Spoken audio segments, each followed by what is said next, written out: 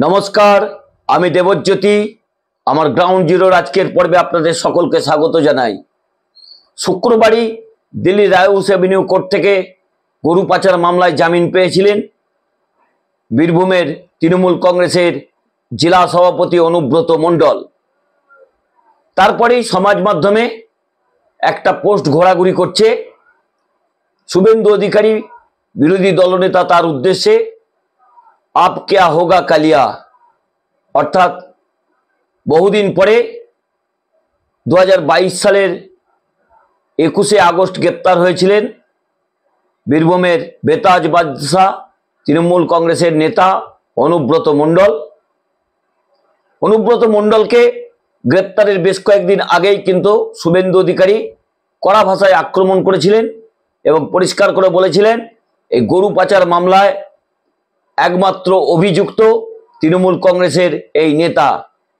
তার অঙ্গুলি হেলানি নাকি তাকে গ্রেপ্তার করা হয়েছিল বলে তৃণমূল কংগ্রেসের নেতাদের অভিযোগ। হয়তো আগামী কাল বা পরশু অনুব্রত মণ্ডল তিনি দিল্লি থেকে বীরভূমে ফিরবেন। আগামীকাল বীরভূম যাচ্ছেন রাজ্যের মুখ্যমন্ত্রী মমতা বন্দ্যোপাধ্যায়। মমতা বন্দ্যোপাধ্যায়ের অত্যন্ত প্রিয় পাত্র এই অনুব্রত মণ্ডল। তাতেই মমতা বন্দ্যোপাধ্যায় যথেষ্ট খুশি, কারণ মমতা বন্দ্যোপাধ্যায় তার উপর ভরসা রেখেছিলেন। গ্রেপ্তার হওয়ার পরেও তাকে জেলা সভাপতির পদ থেকে সরানো হয়নি। একটি কোর কমিটি করে যে লোকসভা নির্বাচন সেই লোকসভা নির্বাচন হয়েছিল 2026-এর বিধানসভা নির্বাচনের আগে আবারও দলের হাল ধরবেন তৃণমূল কংগ্রেসের এই বেতাজ বাদশা বীরভূমের অনুব্রত মণ্ডল ওরফে কেষ্ট মণ্ডল। তাতেই হাঁটু কাঁপতে শুরু করেছে বিরোধী দলনেতা শুভেন্দু অধিকারীর। ইতিমধ্যে সমাজ মাধ্যমে লেখা শুরু হয়েছে আব ক্যা হোগা কালিয়া, অর্থাৎ সেটা শুভেন্দু অধিকারীকেই লক্ষ্য করে লেখা হয়েছে। শুক্রবার দিল্লির রাউস অ্যাভিনিউ কোর্ট যেটা পরিষ্কার করে জানিয়েছে ইডির পক্ষ থেকে যে তথ্য প্রমাণ এই অনুব্রত মণ্ডলের বিরুদ্ধে আনা হয়েছে তা অত্যন্ত দুর্বল। এর আগে তার কন্যা সুকন্যা মণ্ডল তিনিও মুক্তি পেয়েছেন। এখন বাবা এবং মেয়ে একই সঙ্গে তারা দিল্লিতে রয়েছেন।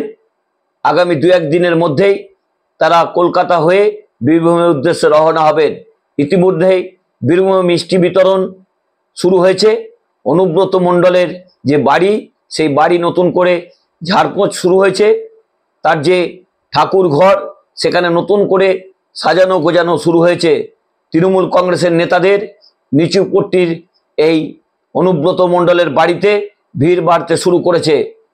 অনেকেই চেষ্টা করছিলেন আগামী কালের মধ্যে তাকে বীরভূমে আনার, কারণ রাজ্যের মুখ্যমন্ত্রী তথা তৃণমূল নেত্রী মমতা বন্দ্যোপাধ্যায় তিনি বীরভূমে আসছেন। সেখানে অনুব্রত মণ্ডলকে নিয়ে আসার তাদের ইচ্ছা ছিল, কিন্তু বেশ কিছু কারণে তার জামিন পাবার পরেও 2 দিন অতিরিক্ত তাকে জেলবন্দি থাকতে হয়েছে। তিহার জেল থেকে তিনি ইতিমধ্যেই মুক্তি পেয়েছেন। এই গ্রেপ্তারের পিছনেই শুভেন্দু অধিকারীর হাত আছে বলে তৃণমূল কংগ্রেসের বীরভূম জেলার নেতা রানা সিংহ তিনি জানিয়েছেন যে অনুব্রত মণ্ডলকে জেলে পোড়ার পিছনেই এই শুভেন্দু অধিকারী কলকাঠি নেড়েছিলেন। কারণ শুভেন্দু অধিকারীর কথাতেই নাকি সিবিআই বা ইডি এ রাজ্যে চলে।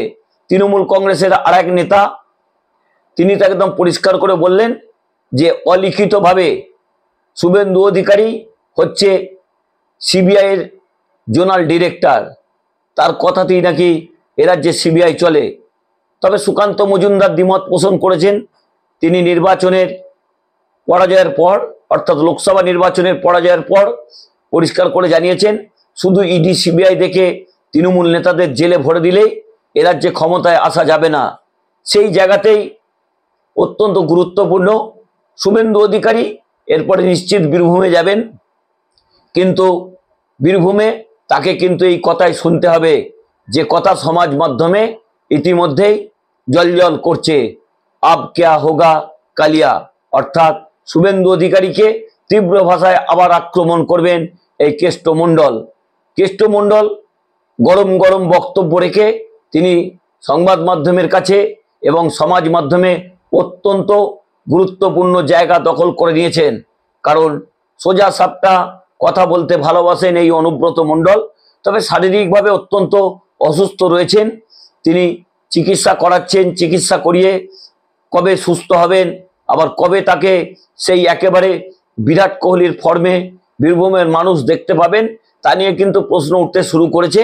তবে ইতিমধ্যেই রাজ্যের মুখ্যমন্ত্রী মমতা বন্দ্যোপাধ্যায় বা তৃণমূল নেত্রী মমতা বন্দ্যোপাধ্যায় অনুব্রত মণ্ডলের মুক্তিতে একটা স্বস্তির নিঃশ্বাস ফেলেছেন। ইতিমধ্যেই বীরভূমে কাজল শেখ শুভেন্দু অধিকারীকে তীব্র আক্রমণ করেছেন। যদিও তিনি অনুব্রত মণ্ডলের তীব্র বিরোধী ছিলেন বীরভূম জেলায়, অনুব্রত মণ্ডলের জন্যই কাজল শেখ বীরভূমে সেইভাবে তার প্রভাব বিস্তার করতে পারেনি।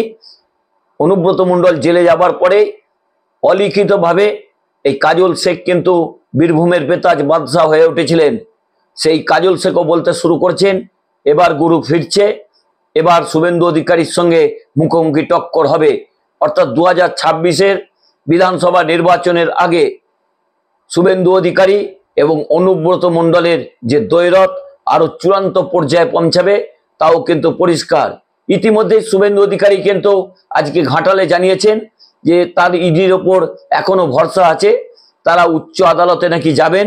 হাউস এভিনিউ কোর্ট যে মন্তব্য করেছেন শুক্রবার, তা নিয়েই কিন্তু একটা প্রশ্ন উঠতে শুরু করেছে যে দেখা যাচ্ছে অনুব্রত মণ্ডল গ্রেপ্তারের পরেও তার অ্যাকাউন্টে বেশ কিছু টাকা ঢুকেছে।